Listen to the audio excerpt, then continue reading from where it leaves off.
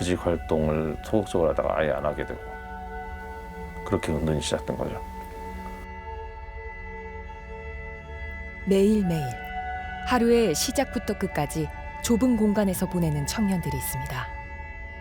삶에 대한 의욕이라고 해야 되나요? 그런 게 없어진 지 굉장히 오래됐어요. 그런 구직 사이트에 들어가서 채용 공고를 보거나 이러면은 너무 우울해지는 거예요. 그러니까 그거를 좀 회피하고 뭐 유튜브 이런 거 보고. 다른 이들이 쉼없이 전진할 때 한 곳에 정체된 청년들. 그들은 왜 사회에서 멀어졌을까? 취업이 힘들어져서 어느샌가 너무 지쳐버려가지고 좀 마음이 확 꺾였었어요. 실패 경험 때문에 다음 스텝으로 나아가기가 조금 어려워서. 고립 은둔 청년 54만 명 시대. 지금 방 안에 숨어 있는 청년들을 마주합니다.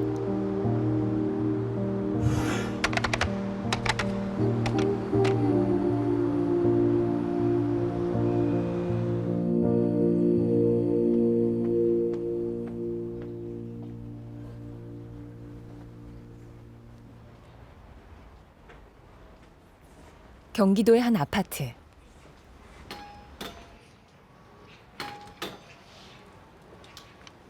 안녕하세요. 네. 이게 포장 열어보면 귀여운 화분입니다. 네. 30대 중반 한정수 씨가 살고 있는 곳입니다. 지내시는 곳. 부모님 말고는 지금 정수 씨는 좀처럼 이 방에서 나오지 않습니다. 아, 그래요? 아주 필요한 부분, 그러니까 뭐 생필품을 사온다든가 아니면 뭐 은행 일을 본다든가 이런 걸 제외하고는 전부 다 집에 있는. 벌써 2년째. 자는 시간을 제외하고는 대부분 컴퓨터 앞에서 시간을 보냅니다. 요즘은 게임을 하는 것보다는 게임을 그냥 보는 게 더 편한 때가 많아가지고. 시간이 멈춘 듯한 날들.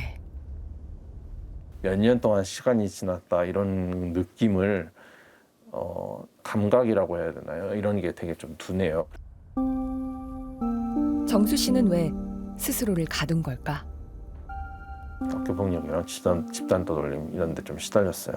목을 졸린다든가 아니면 화장실 끌고 가서 때린다든가 뭐 이런 것들.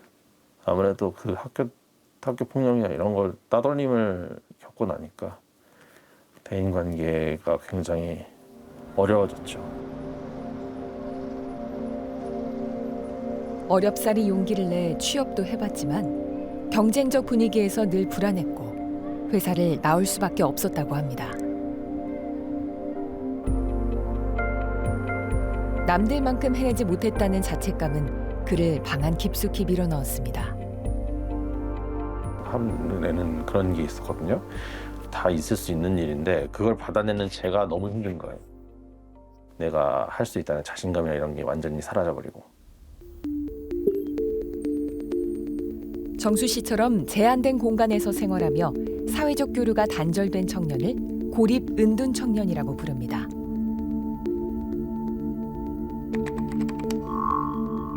지난해 기준 고립 은둔 청년은 전체 청년의 5.2% 수준. 2년 전 조사보다 2배 이상 늘었습니다. 54만 명이 넘을 것으로 추산됩니다. 2023년 이뤄진 실태조사에선 고립 은둔 기간은 1년 이상, 3년 미만이 가장 많았지만 10년 이상도 6% 정도로 나타났습니다.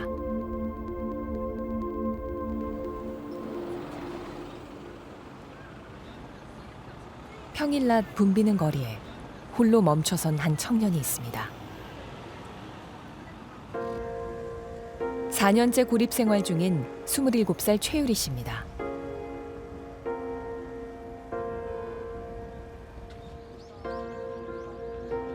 코로나와 맞물렸던 구직 활동 기간. 이른바 남들 정도의 스펙은 갖췄다고 생각했지만 현실의 벽은 높았습니다. 토익 875점? 그렇고 오픽도 IH 있었고요. 저는 일단 그 어학 자격증도 있었고 험월도 땄었어요. 2급이긴 했지만. 근데 그게 자꾸 그래도 나는 제대로 할 줄 아는 게 없다고 느껴지는 것 같아요. 한 회사에선 채용을 조건으로 인턴을 했지만 회사 측은 기다리라는 말만 반복하다 결국 유리 씨를 뽑지 않았습니다. 이제 3개월 인턴을 하고 그 마지막에 계약을 하자라고 얘기가 됐었는데 잠깐 기다려라 또 그러고 한 2달이 지났을 때쯤에 갑자기 그 계약직을 안 뽑기로 결론이 났다. 그 계획이 다 이렇게 어그러지니까 다시 뭐부터 해야 되지 하는 생각이 들더라고요. 무력감에 일상은 점점 무너졌고 이젠 구직 활동을 할 의욕조차 잃었습니다. 일단은 되게 늦게 자고 새벽에 막 아침에 자고 오후가 다 돼서 일어나고 그리고 약간 아침에 일찍 일어나도 그 하루가 너무 긴 거예요. 그러면 하루가 너무 긴데 그 하루를 좀 어떻게 잘 효율적으로 생산적으로 사는 게 너무 힘드니까 유리 씨처럼 청년들이 고립은둔 상황에 놓이는 가장 큰 이유는 취업 실패였습니다.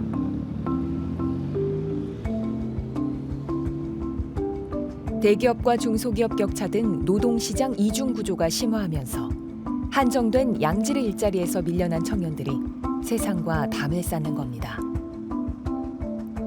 청년들의 이제 기대 수준에 맞는 그런 노동시장의 일자리가 충분하게 있지 못하다 보니까 학교에서 노동시장으로 이행하는 그 전환기의 시기에 거기에서 실패한 우리 청년들이 고립이나 은둔을 선택하는 경향성이 좀 늘어나고 있는 부분이 있는 것 같고요. 고립과 은둔 생활이 길어질수록 경력 공백이 늘어나 취업이 더 어려워지는 악순환이 이어지는 겁니다.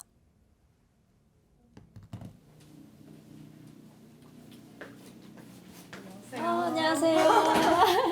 잘 지내셨어요? 네. 앉으십시오.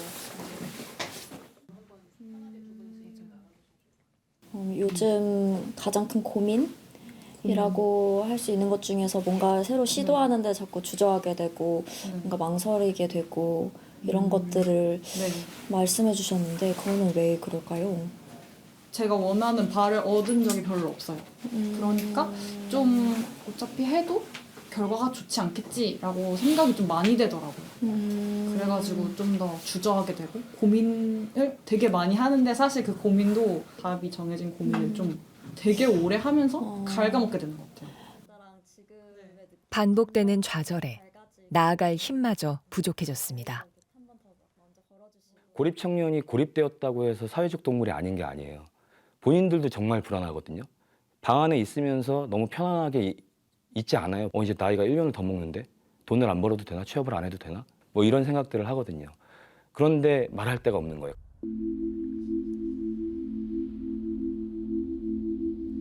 사회적으로 이해받지 못한다는 절망감. 기댈 곳 없는 극심한 고립과 은둔 생활은 삶 자체를 위협하기도 합니다. 10년 넘게 고독사 현장을 청소해온 구찬모 씨. 거의 냄새 제거를 위해서 쓰는 장비들이에요. 여기 있는 것들이 전부 다 약품이거든요. 여기 있는 걸 다 갖다 써도 냄새가 안 빠지는 현장들도 있고. 적막한 방에서 청년들의 고립과 은둔 흔적을 수없이 봐왔다고 합니다. 아마 21예요. 21. 우울증 약도 많이 있었고 그 경제적인 고립이나 정서적인 고립이 좀 심했던 것 같아요. 문을 열기 전까지는 아무도 모르는 거예요. 강아지랑 함께 죽었던 고독사 현장인데 여기도 20, 30대로 추정이 되고요. 매일 쳇바퀴 도는 이런 인생도 힘들고 언제까지 이렇게 빚을 갚으면서 살아야 되는지 힘들다라는 내용들이 주로 있어요. 보건복지부 조사에 따르면 고립 은둔 청년의 4명 중 3명은 극단적 선택을 생각한 적이 있고 이 가운데 4분의 1 정도는 시도한 적도 있는 것으로 나타났습니다.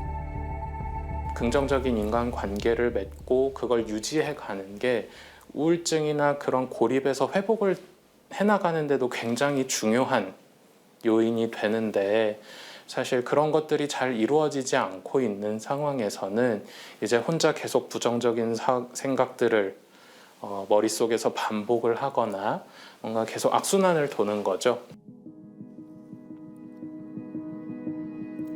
고립 은둔 청년을 새로운 취약계층으로 분류해야 한다고 전문가들은 말합니다.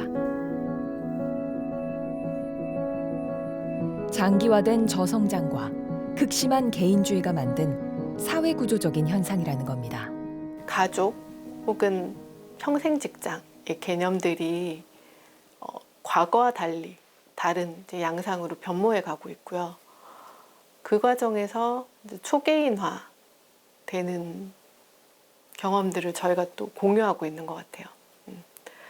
그게 부작용으로 이어졌을 때 저희가 이제 고립과 은둔이 나타날 수 있겠다라는 생각을 하고 있고, 청년들의 비경제 활동으로 인한 사회적 비용 역시 문제입니다. 2019년 기준 노동력 손실로 인한 경제 비용만 약 6조 7천억 원. 또 국민기초생활보장제도와 실업급여 등 정책 비용에 고립 은둔이 불러온 의료비까지 더하면 전체 비용이 연간 7조 원에 이릅니다. 이후 고립 은둔 청년 비율이 더 늘어난 걸 고려하면 12조 원에 이를 것으로 추산됩니다. 그나마 희망적인 건 고립 은둔 청년들 대부분 사회로 나오고 싶어 한다는 겁니다.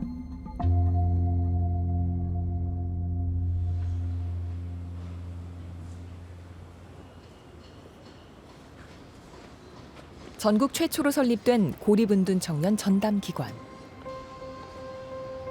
사회 적응력이 부족한 청년들의 특성에 맞춘 프로그램을 제공합니다.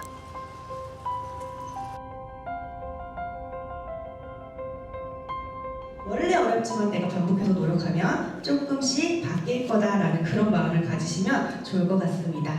자, 저희 그러면 이 10년과 관련해서 활동 하나를 해보려고 해요.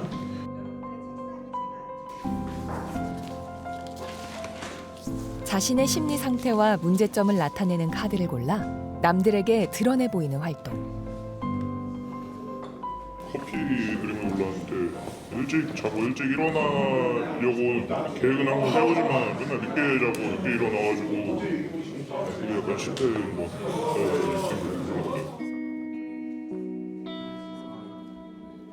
평소엔 자기 목소리를 내지 않던 이들도 이곳에서만큼은 용기를 내봅니다.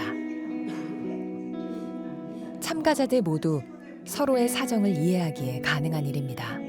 아무래도 다 외롭고 힘든 사람이다 보니까 어울리고 그렇게 했던 게 도움이 됐던 것 같아요. 이들을 위한 지원 대책은 아직 걸음마 단계입니다. 전국 17개 시도 가운데 전담기관을 운영하는 지자체는 서울과 광주 두 곳뿐입니다.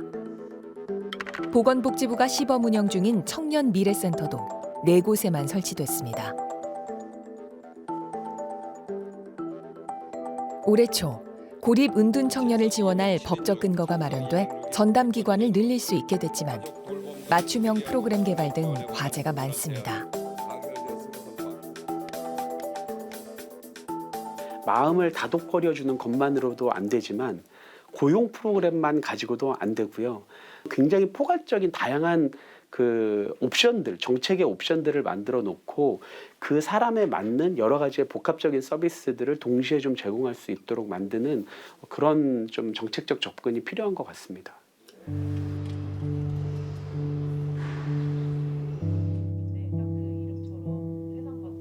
고립 은둔 청년들이 원하는 정책은 무엇일까? 취업의 문턱에서 혹은 사람들과의 관계에서 고립과 은둔을 선택하게 된 이유는 각각 다르지만 사회로 나가기 위해 가장 필요하다고 꼽은 건 역시 일자리였습니다. 직장인 나도 아니고 학생인 나도 아니고 그냥 나잖아요. 그냥 내가 없는 거예요. 정신 차려 보니까 그냥 내가 없으니까 이 사람들한테 내가 어떤 사람이에요 늘 말할 수 없고, 그러니까 말할 수 없다는 게 진짜 힘들더라고요. 답답하고요, 저 자신도. 일 경험도 시켜주고 일 경력도 좀 1년 이상 좀 쌓아주고 좀 이런 단계를 거칠 수 있는 그런 제도가 좀 있으면 어떨까 싶어요. 다만 고립 은둔 청년들이 긴 은둔 생활로 사회적 관계 형성에 필요한 마음가짐. 이른바 사회적 체력이 약해진 만큼 이들을 배려한 맞춤형 정책이 필요합니다. 그때 3, 4년 은둔하다가 주 40시간 노동 못해요. 네, 체력 힘들고요. 사람들하고 이렇게 계속 8시간 같이 있는 것도 에너지 엄청 쓰이거든요. 지금 소득 활동만 하면 나머지 문제가 자연스럽게 해결될 거다라는 건 아니다. 그래서 오히려 이렇게 찬찬히, 그렇죠? 다져나가는 좀 과정을 만들어주는 건 진짜 중요하더라고요. 지금 고립 운동 상태는, 그러니까 어느 상태냐면 부상을 입은 선수의 상태랑 비슷한 거라 생각해요. 짧게 일자리를 주되 그 대신에 이제 그 사람한테 적절하게 할 수 있는 일자리를 줘야 되는데, 이게 고립 은둔 청년들에겐 단순한 정책적 지원을 넘어서 조금 느려도 괜찮다는 이해가 큰 힘이 됩니다. 또 사회초년생 같은 경우에는 실수가 정말 많잖아요. 우리 서로에게 조금만 더 따뜻하고 조금만 더 포용적이게 된다면은 조금만 더 인내심을 가져주고, 지금 상황에서 사회로 나갈 마음이 있다 하시는 분이 당연하지 있죠. 지금 이것도 사회인데요.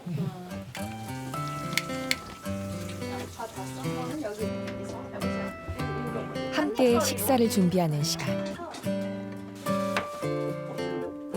홀로 어두웠던 일상이 따뜻하게 물들기 시작합니다.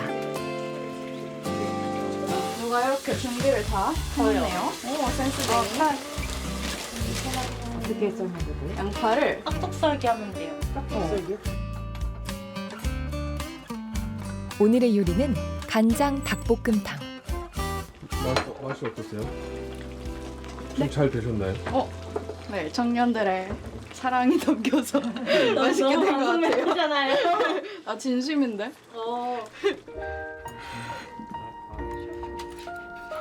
함께 만든 음식 앞에서 마음이 조금씩 열립니다.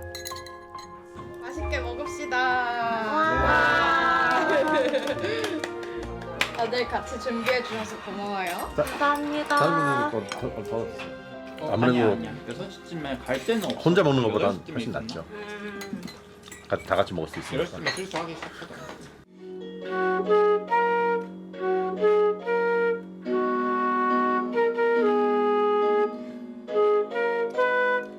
혼자였던 하루의 시작과 끝이 누군가와 연결되는 경험. 자신과 닮은 이들에게도 이 소중한 경험을 전하고 싶습니다. 크게 걱정하지 마시고 그냥 살아가는 것 그 자체에 목적을 두셔서 사셨으면 좋겠습니다. 네. 밖으로 나왔으면 밖으로 나왔으면 좋겠습니다. 네.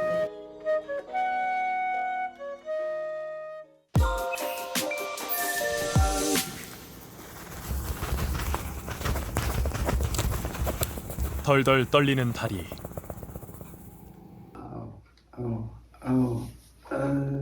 차량에 짓눌리는 듯한 통증에도 치료법은 없습니다. 야, 이거 감당하기 힘들다. 지금도 간혹가다 죽겠네. 이거 어떡하지? 야, 이거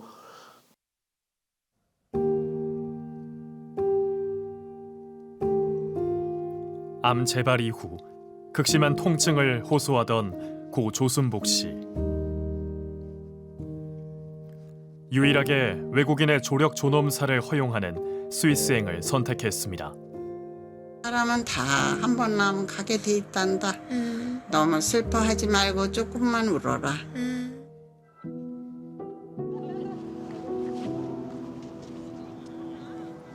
우리 국민 10명 중 8명은 이 조력 존엄사 합법화에 찬성한다는 조사 결과가 나왔는데요.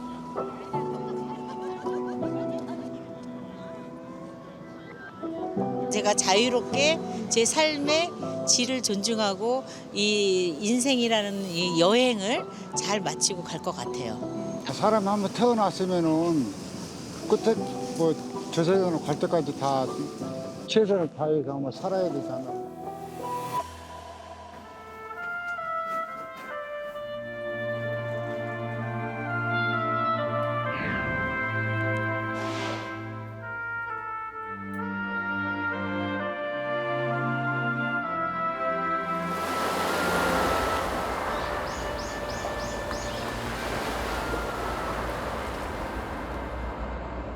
안녕하세요. 저희 KBS에서 왔습니다. 네. 퇴직 후 제주로 내려온 이명식 씨. 평소 다양한 레저 활동을 즐겼던 만큼 제주에서 제2의 인생을 계획했습니다. 자, 편집! 하지만 5년 전 피부염증으로 주사 치료를 받은 뒤 이 씨의 꿈은 무너졌습니다.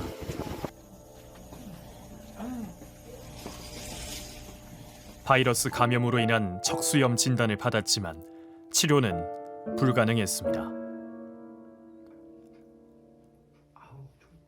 수시로 찾아오는 통증과 경련.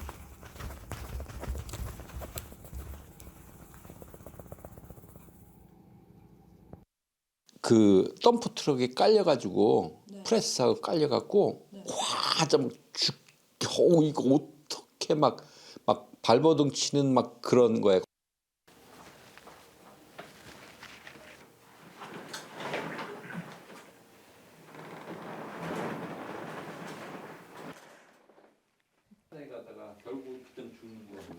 마약성 진통제 패치를 최고 용량으로 붙이는 게 할 수 있는 전부입니다.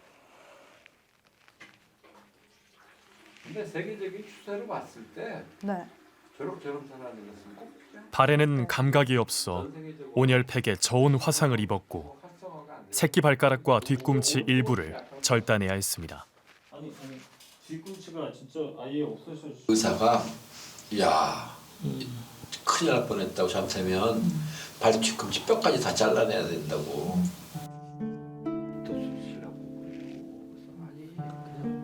매일 죽음을 생각하던 이 씨는 스위스에선 합법인 조력 존엄사를 우연히 알게 돼 관련 단체 4곳에 모두 가입했습니다. 그러나 동행한 사람이 자살 방조 혐의로 벌을 받을 수 있다는 우려에 계획을 보류했고 수년 동안 간병한 딸과 함께 헌법 소원을 냈습니다. 최고의 고통이라고 하는 것이 인간의 삶에서 통증이에요. 나 또한 그렇더라고. 벗어날 수가 없는 거야. 난 이렇게만 그냥 살다가 죽어야 되나? 이런 것보다는 그래 난 언제든지 갈 수가 있어. 그러면 갈 때까지만은 내가 최대한 내 인생을 불태우고 그러고 갈 거야. 더 좋은 거 아닌가? 이게 더 좋은 거죠. 얼만큼 어려운 절차를 거쳐야 되는지도 제가 설명을 드리죠. 못 가시는 분들이 거의 뭐 한 99%세요. 너무 아프셔서 못 가시거나 아니면은 가족이 동의를 못 받으시거나. 헌법재판소는 지난해 1월 조력 존엄사 금지의 위헌 여부를 정식 심의하기로 했습니다. 존엄사 또는 의사 조력 사망에 대해서 규정을 두고 있지 않은 것은 개인의 헌법상의 기본권, 행복을 추구할 수 있는 권리, 자기 삶에 대한 결정권, 자기 결정권을 침해하는 것이다. 그런 측면에서 자살 방조죄를 예외 없이 제한 없이 다 처벌하도록 규정하는 것은 위헌이다. 이렇게 해서 소송을 제기했어요.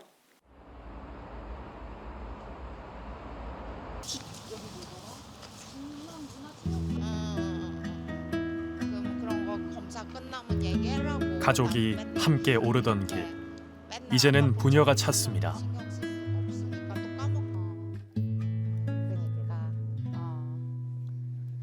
1년 8개월 전 스위스에서 조력 존엄사를 한 고 조순복 씨 가족이 자주 왔던 곳입니다. 건강하게 해주세요. 행복하게 해주세요. 이렇게. 앉아서 노는데도. 조 씨가 좋아했던 소나무를 찾아가는 길.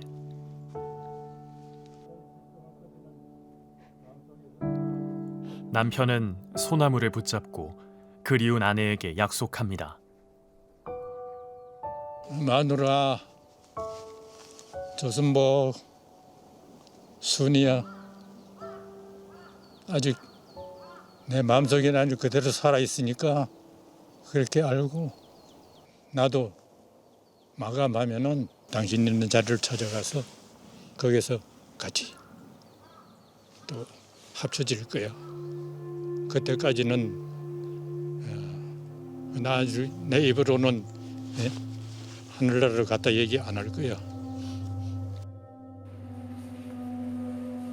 조 씨는 2020년 유방암 완치 판정을 받은 지 몇 달 지나지 않아 암이 뼈와 장기로 퍼졌다는 진단을 받았습니다. 통증이 커지면서 죽음을 자주 떠올렸습니다. 편안한 나라 가서 편하게 안 아프게 살라고 그랬구나. 우리 엄마 잘했다. 그러고 마음 다스리고 추스리고 잘 살아.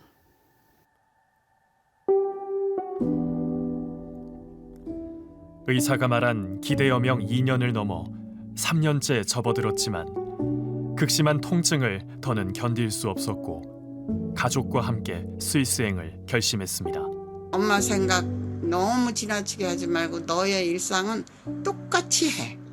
똑같은 일상으로 똑같이 열심히 살아.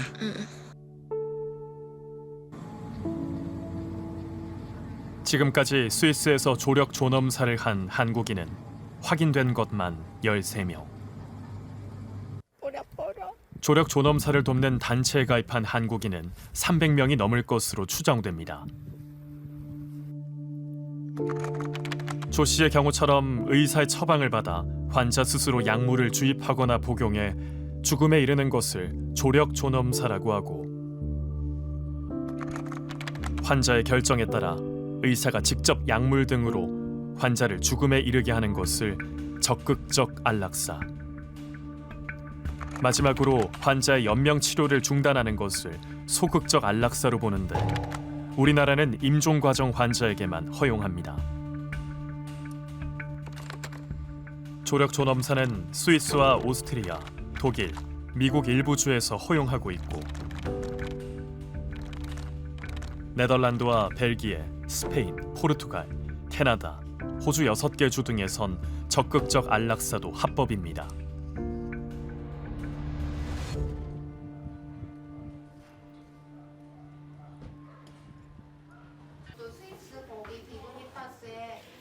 취재진과 다시 만난 남유하 씨가 어머니 조순복 씨의 유품을 가져왔습니다.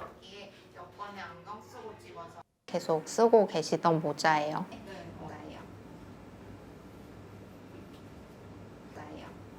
스위스 입국 날짜는 있는데 거기에서 돌아온 날짜는 없죠.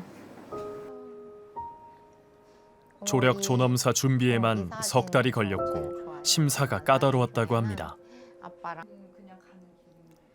조 씨는 의료 기록과 함께 일생을 서술한 글도 내야 했는데 조력 사망 지원 단체는 단어 하나까지 꼼꼼히 살폈습니다. 몸과 마음이 너무 황폐해졌다. 그래서 우울하기도 하다. 뭐 이런 표현을 썼거든요. 혹시 우울증이 있느냐 막 캐묻더라고요. 병력은 없다 이렇게 해명을 했죠. 스위스행 결정으로 단체 가입비와 조력 존엄사 약물, 화장 비용 등이 1,800만 원, 항공료와 체류비까지 하면 4천만 원 가까이 들었습니다. 통증이 밀려오는데 항상 뼛속을 칼로 콱콱 찌르는 것 같다 하면서 이렇게 찌르는 신용을 하셨는데 그게 지금 생각해도 너무 마음이 아파요. 엄마를 너무 사랑하고 그 마지막 순간에 같이 보고 싶었던 거 네, 그게 죄일까요?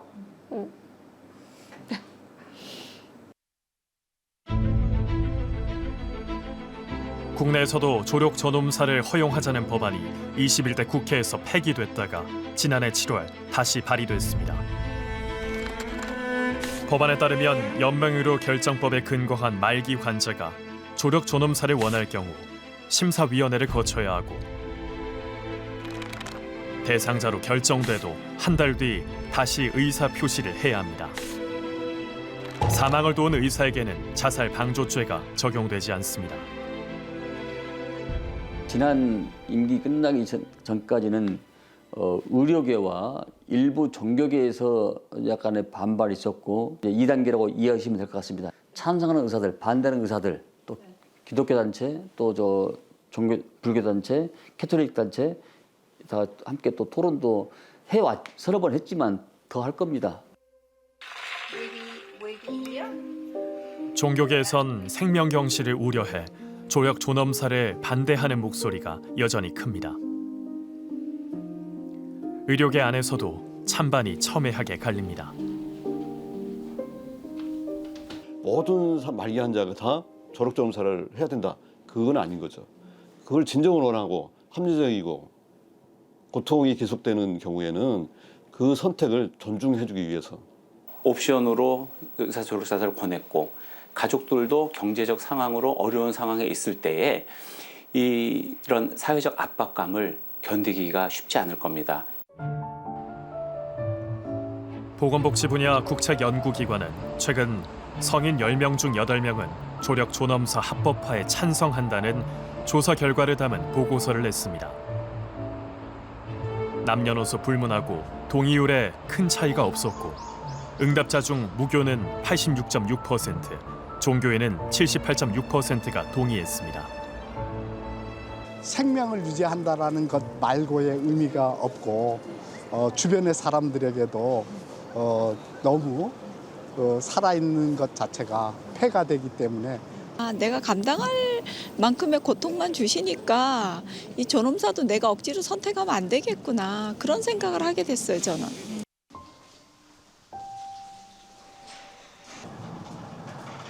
경기도 안양의 한 호스피스 병원. 이곳에선 말기암 환자들이 통증을 줄이고 심리를 안정시키는 치료를 합니다. 한 달 전 조정규 씨는 허리가 매우 아파서 병원에 갔다가 췌장암 말기 판정을 받았습니다. 지금도 믿기지는 않고 두려워서 많이 깨요. 자다가 깜짝깜짝 놀라면서 나도 모르게 누가 소리치는 것 같고. 젊었을 땐 헬스클럽 관장을 했을 정도로 건강에 자신이 있었습니다. 그러나 IMF 이후 이딴 사업 실패로 신용불량자까지 되면서 스트레스가 심했습니다. 재계약에 의해서 또 아둥바둥하다 보니까 좀 주위에 베푸지도 못했고 다시 태어난다면 지금보다는 더 나은 생활을 하고 싶다는 그런 거.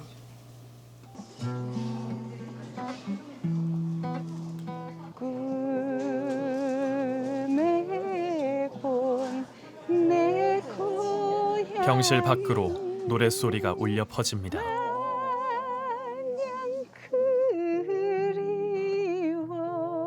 하종삼 씨의 신청곡입니다. 목이 숨이 이렇게 호흡이 모이지도 않고 목소리도 이게 목이 수술해야 하니까 그러니까요. 목소리도 잘 안 나오고 내 고향을 이내 감정이 복받칩니다.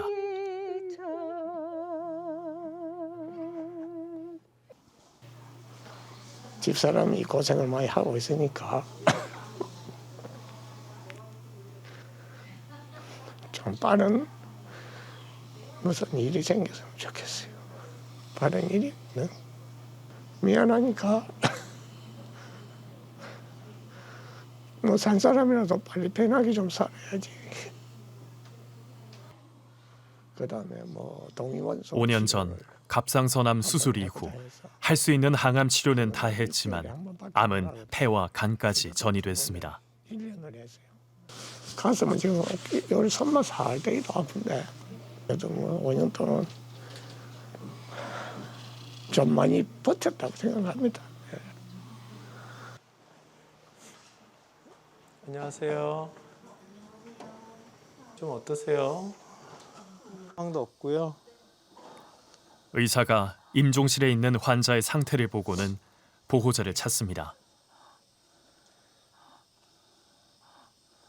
오늘 내일 그러실 것 같아요. 깨어나면 얘기하세요. 약도 올려야 될 수 있으니까. 그래요. 예. 잠깐만 밖에서 얘기해. 결국 이 환자를 포함해 이날 하루 2명이 세상을 떠났습니다. 이 병원의 환자 1명당 입원 기간은 평균 18일입니다. 1년에 암으로만 8만 5천 명이 숨지는데 이런 입원형 호스피스 병상은 전국 1,700여 개, 암 사망자의 2%에 불과합니다. 그만큼 말기암 환자가 호스피스 병원에서 임종하는 건 하늘의 별 따기라는 얘기입니다. 환자의 임종 시기를 저희들이 예측할 수 없음에도 불구하고 제도적으로는 2달이 넘어가지 못하게 이제 되어 있습니다. 2달을 넘어갔을 때에는 이제 어떤 페널티가 병원 측에 그런 식으로 이제 제도를 유도를 했거든요. 좀 안타까운 부분이긴 하죠. 새벽에 계속 오잖아요. 조력 존엄사에 대한 사회적 논의와 동시에 호스피스 확대도 병행해야 한다는 목소리도 나오는 이유입니다. 웰다잉. 존엄한 죽음이 무엇인지 합의를 하는 것도 미룰 수 없는 과제입니다. 교훈을 잘 추론해서 그걸 정신적 유산으로 해서 사랑하는 사람들이 남기고 떠날 수 있는, 그렇게 됐을 때 오히려 삶은 완성이다. 광해 웰다잉을 제도화를 같이 병행하는 게 반드시 필요합니다. 어떻게 웰다잉을 구축해 나가고 학생들에게 생명을 어떻게 교육시키고 죽음에 대해서 우리가 어떻게 받아들여야 되는지, 그때까지 어떻게 잘 살아가는지가 더 큰 과제라고. 당신이 얼마나 내게 필요한 사람인지 세월이 지나고 보니 이제 알 것 같아요. 당신은 나의 영원한 사랑해요, 사랑해요. 날 믿고 따라준 사람 고마워요, 행복합니다. 왜 이리